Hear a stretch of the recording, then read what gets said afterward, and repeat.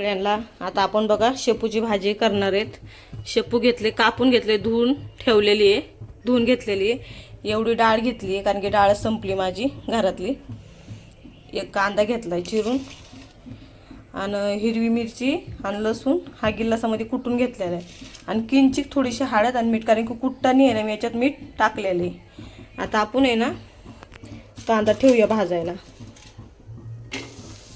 टमाटर पण पाहिजे होतं पण टमाटर संपले कारण की वर नाही ना थोडंसं टाकलं ना छान होती भाजी। शेपूची भाजी करूया, तुम्हाला दाखवते रेसिपी। शेंगदाणा काय टाकत नाही बरं का मी भावांनो बहिणीनो, कारण की रियांच्या पप्पाला पण आवडत नाही शेंगदाणा टाकलेलं। डाळ पण आवडत नाही तरी पण मी टाकते डाळ, कारण की डाळ छान लागते। कारण की थोडीशीच शेपूची भाजी जुडी बारीक आहे, कारण की 2-3 दिवस झाला आणली होती शनिवारच्या बाजारातून, पण ती काही सुकून गेली। म्हणले हाय तेवढी करून टाकूया। थोडीशी डाळ होती घरामध्ये म्हणजे त्याची आपण भाजी करूया आता संध्याकाळच्या। तुमचा झाला का सगळ्यांचा चाय? माझा पण झाला। आता 7 वाजले संध्याकाळचे। तेल टाकूया, 2 पळ्या आपण तेल टाकलेले। कांदा लाल होऊ देऊया।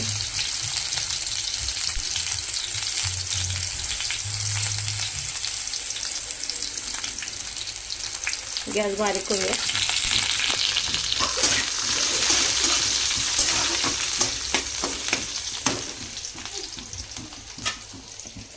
आता जो हा मसाला आहे ना मिरची लसूण कुटलेला हा टाकूया आपण।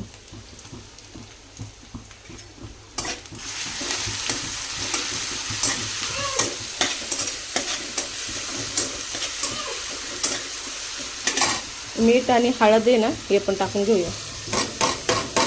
आधी मिरची कुटताना हा मीठ टाकलेले मी, म्हणून थोडंसं मीठ टाकले। खारट नको भाजी व्हायला, हाळणी चाललेली बरं पण खारट नाही पाहिजे आपल्याला। आणि मीठ तुम्ही पण कमीच खात जा, मीठ चांगलं खाल्लेलं चांगलं नाही। थायरॉइडचं बऱ्याच जण बहिणीला माझ्या हे असेल तर भावांना बहिणीला ते आळणी असलेलं बरं। आपण थोडंसं वरण खायचं, मीठ तर शक्यतो जादा खायचंच नाही।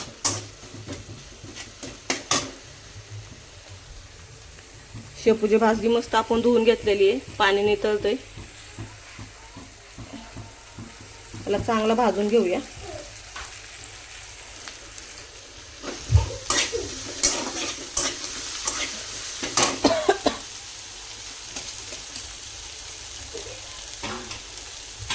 आणि भाजी बी पाणी वगैरे काही टाकायचं नाही, वाफावरती शिजू द्यायची बारीक गॅस करून।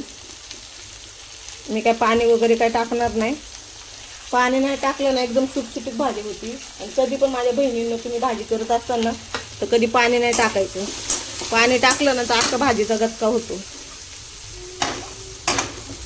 बारीक गॅसवर होऊ द्या, टाइम लागू द्या, ते पाणी टाकलं ना लय गचका होतो भाजी, मग सुटसुटीत होत नाही। तर कांदा आपल्याला लाल झालेला आहे,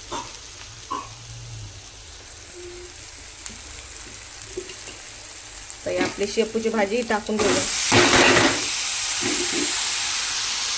आणि डाळ टाकून घेऊया।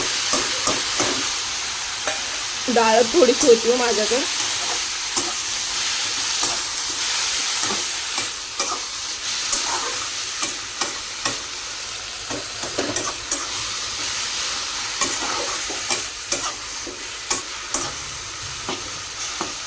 कोण कोण शेंगदाण्याचं कूट पण टाकतात आणि टाकायला पाहिजे। मला तर आवडतं शेंगदाण्याचं कूट टाकून, तर रियांच्या पप्पाला काय आवडत नाही। शेंगदाण्याचं कूट तर टाकून केला ना एक नंबर अजून भाजी लागते।